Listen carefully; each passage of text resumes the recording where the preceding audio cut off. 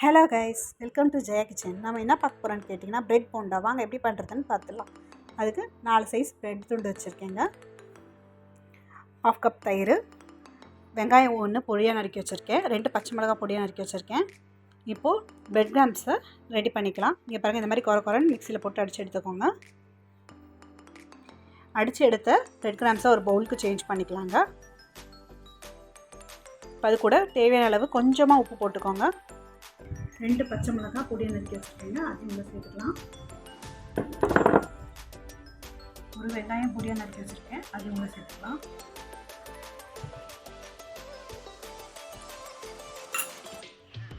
கொஞ்சம் கருவேப்பிலை கட் பண்ணி எடுத்துக்கலாம்.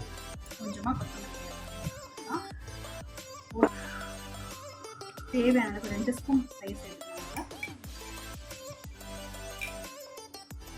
இதை நம்ம மாவு பதத்துக்கு பசஞ்சுக்கலாம்.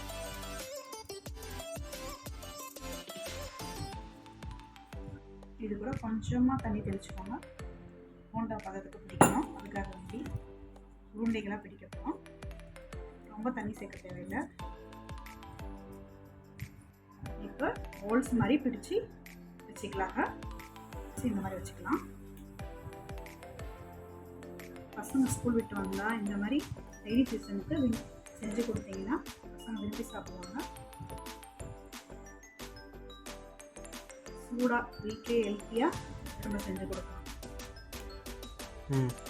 பால்ஸ் பிடிச்சிட்டு வந்துச்சுன்னா இந்த பிளேட்டில் மாற்றி வச்சுருக்கேன். இப்போ வந்து நம்ம சைட் கட் பண்ணி எடுத்து வச்சோம்ல, அந்த பிரெட் பீசஸை போட்டு மிக்ஸி ஜாரில் போட்டு பொடி பண்ணி வச்சுருக்கேன். இதை வந்து இது கூட வந்து டிப் பண்ணி எடுக்க போகிறோம். பிரெட் கிராம்ஸில் போட்டு கட்டி எடுத்து வச்சுருக்கோம். வரணும் இந்த மாதிரி திருப்பியும் இதே மாதிரி பிரெட் கிராம்ஸில் போட்டு உருண்டை பிடிச்சிக்கிட்டோம். இப்போ இதை வந்து நம்ம ஆயிலில் போட்டு பொரிக்கலாம். வாங்க, இப்போ கடாயில் தேவையான அளவு ரீஃபைண்ட் ஆயில் ஊற்றிக்கலாம் பொரிக்கிறதுக்கு.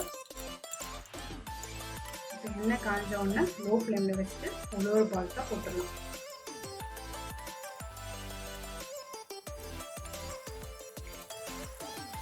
சிம்பிளான ஈஸியான செய்யக்கூடிய போண்டா, பயங்கர டேஸ்ட்டாக இருக்குங்க. இப்போ 2 சைடும் நல்லா கோல்டன் ப்ரௌன் ஆயிடுச்சு. நம்ம இதை எடுத்துடலாங்க.